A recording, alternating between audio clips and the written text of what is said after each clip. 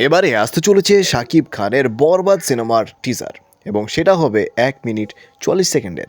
আজ সন্ধ্যায় অ্যানাউন্সমেন্ট পোস্টারের মাধ্যমে এই ব্যাপারটি নিশ্চিত করেছেন খোদ শাকিব খান নিজেই। শাকিব খানের ফেসবুক পেজ থেকে একটি পোস্ট হয় এবং সেখানে উল্লেখ করা হয় যে 1 মিনিট 44 সেকেন্ডের একটি টিজার আসতে চলেছে এবং সেটা নির্দ্বিধায় বলাই যায় যে সোশ্যাল মিডিয়া বরবাদ করে দিবে, তছনছ করে দিবে পূর্বের সকল রেকর্ড। সাকিবিয়ানরা অধীর আগ্রহে অপেক্ষা করছে শাকিব খানের এই সিনেমার একটি প্রমোশনাল কন্টেন্ট দেখার জন্য। সেটা হতে পারে টিজার, ট্রেলার বা গান, যে কোনো কিছু। তবে 1 মিনিট 44 সেকেন্ডে তো আর ট্রেলার হবে না, হলে টিজারই হবে। কিন্তু এখন পর্যন্ত কিন্তু এটা জানানো হয় নাই যে এই সিনেমার এই টিজারটি কবে নাগাদ মুক্তি দেওয়া হবে, অর্থাৎ এখানে টিজারের রিলিজ ডেট ঘোষণা করা হয়নি। তবে টিজার যে খুব সম্প্রতি আসতে চলেছে সেটা বোঝাই যাচ্ছে এই পোস্টের মাধ্যমে।